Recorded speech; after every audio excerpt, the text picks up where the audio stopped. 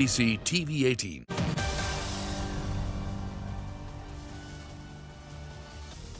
Hello, welcome to CNBC-TV18 Newscentre. With me, Parikshit Luthra. Week 2 of Twitter under Elon Musk has begun, with the social media company recalling some employees who had been laid off and postponement of the blue tick subscription service till after the midterm elections. The Tesla CEO and now the chief of Twitter has also put out conditions for verification, including 1, any name change will lead to temporary loss of verification. Secondly, Twitter handles engaging in impersonation without specifying parody will be permanently suspended.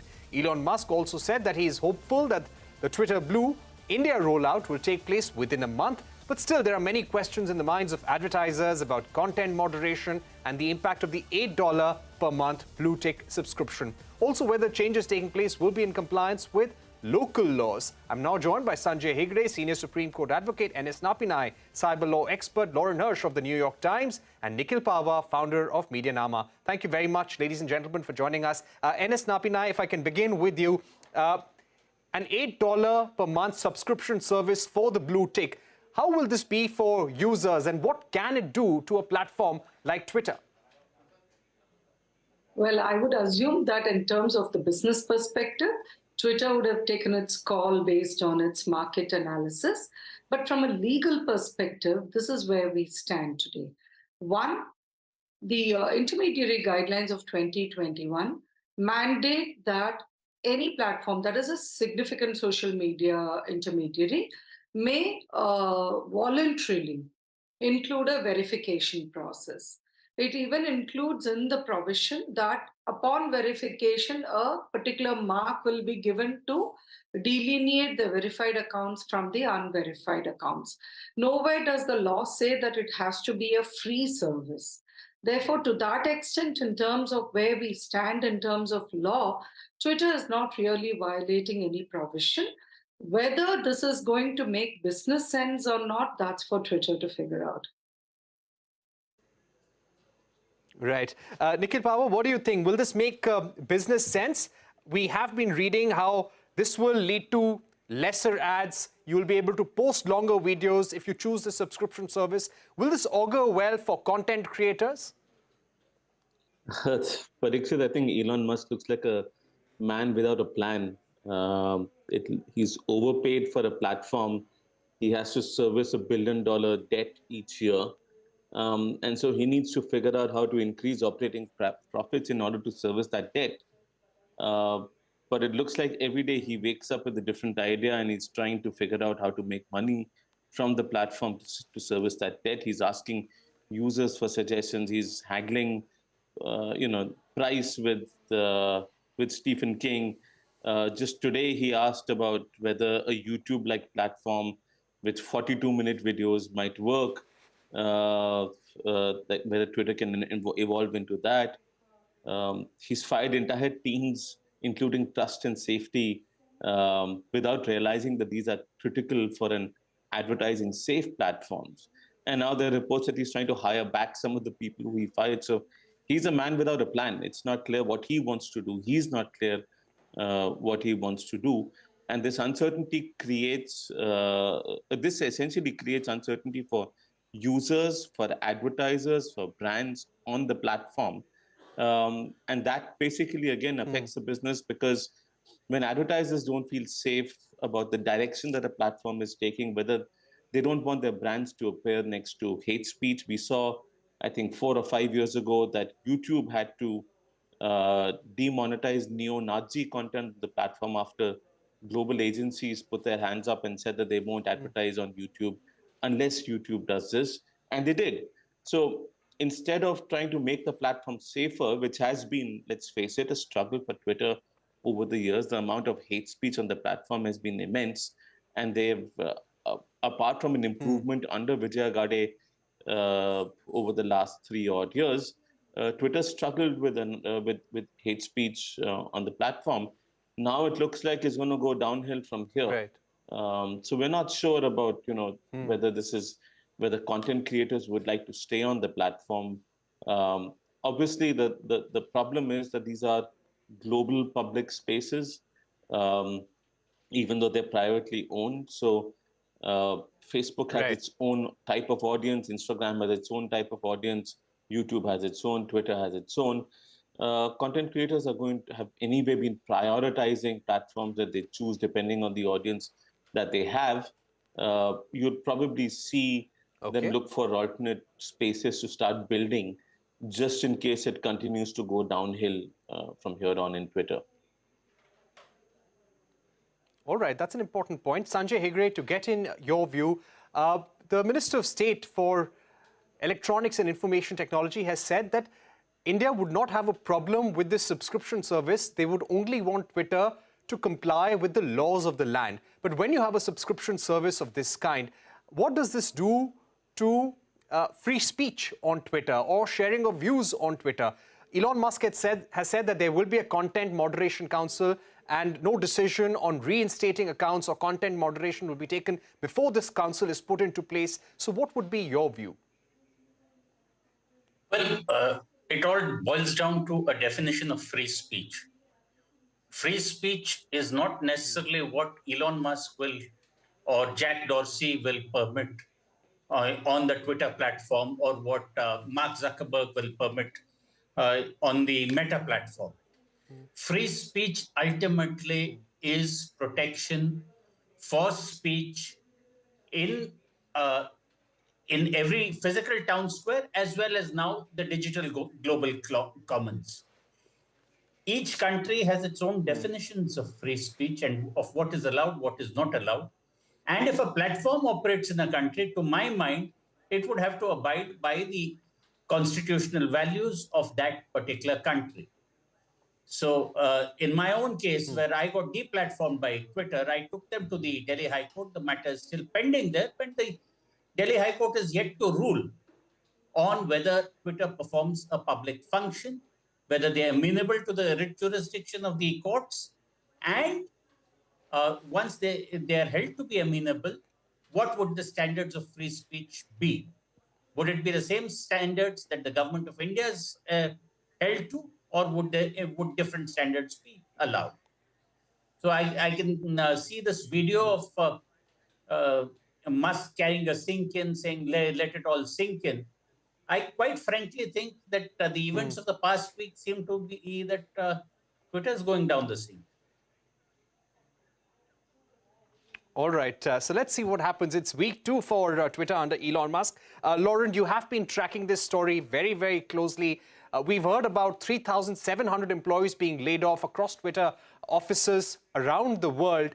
Many of them are now being called back, is what we hear. What has happened?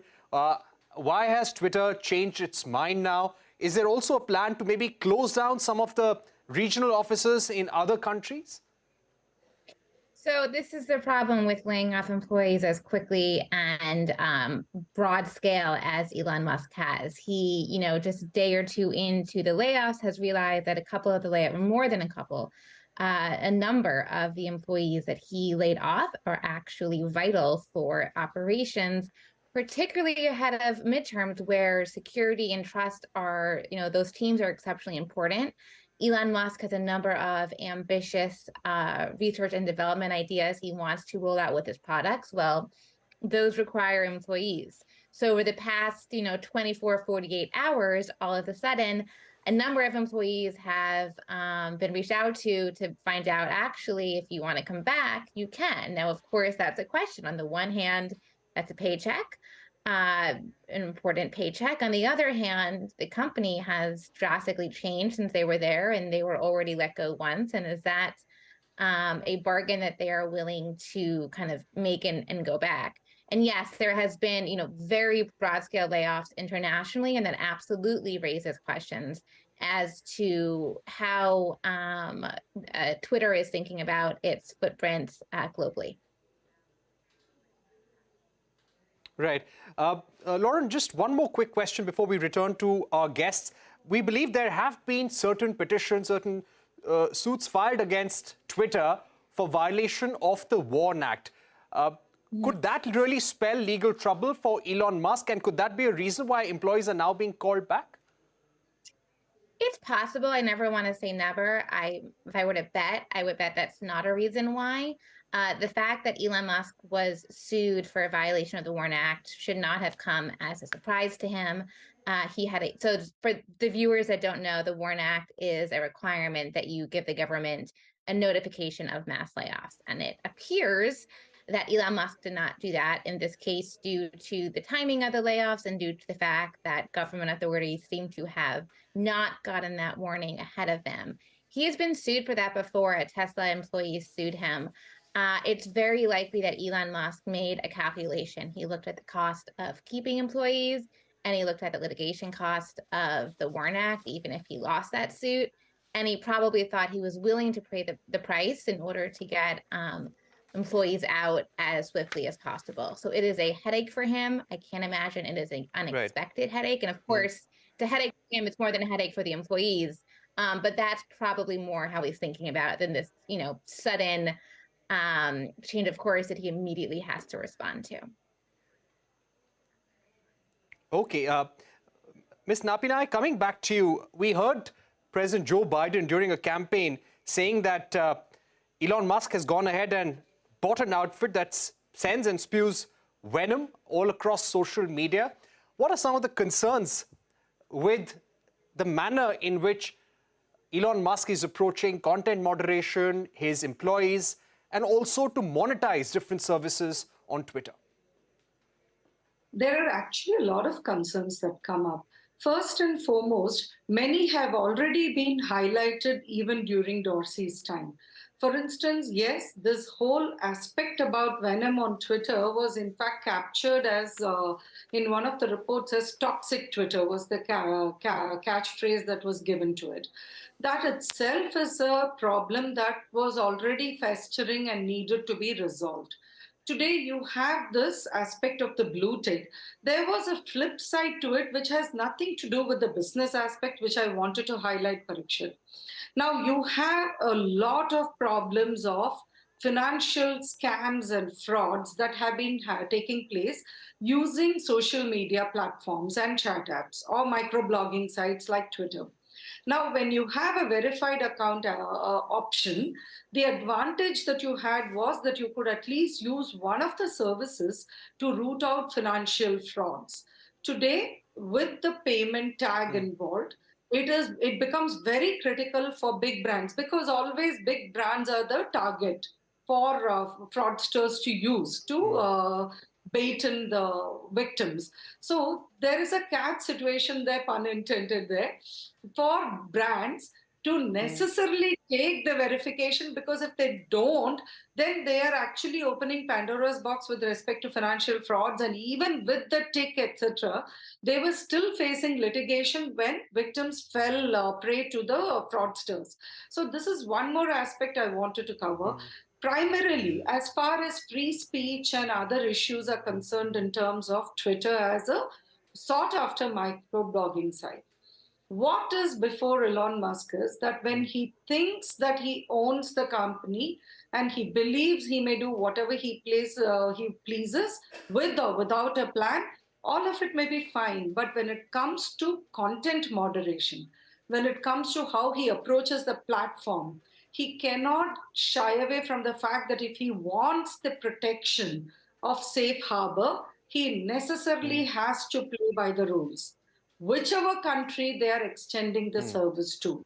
If he does not play by the rules, he will face the consequences.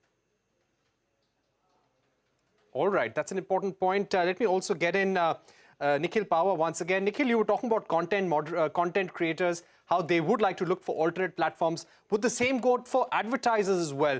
Not knowing how Twitter will really unfold as a platform, would they like to put their money in alternative platforms as well?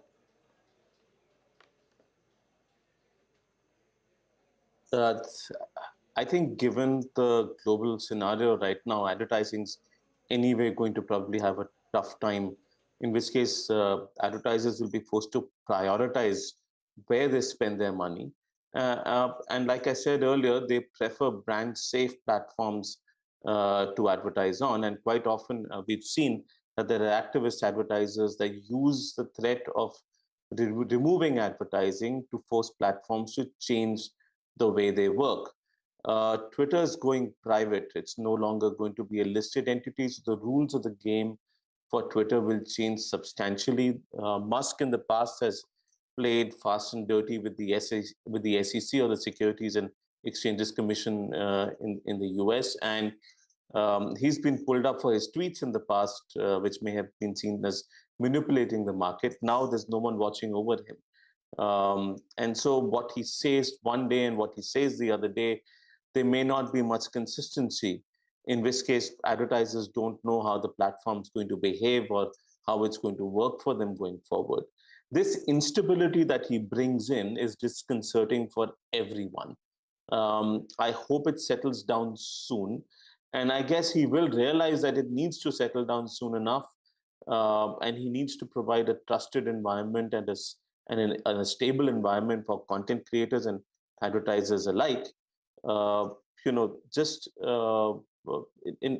other thing I want to remind everyone is that the IT rules that are in India that force Twitter to comply with certain regulations, and there's also a demand that they must comply with or they must act according to the restrictions or they must enable freedom of speech that is enabled in the Constitution of India.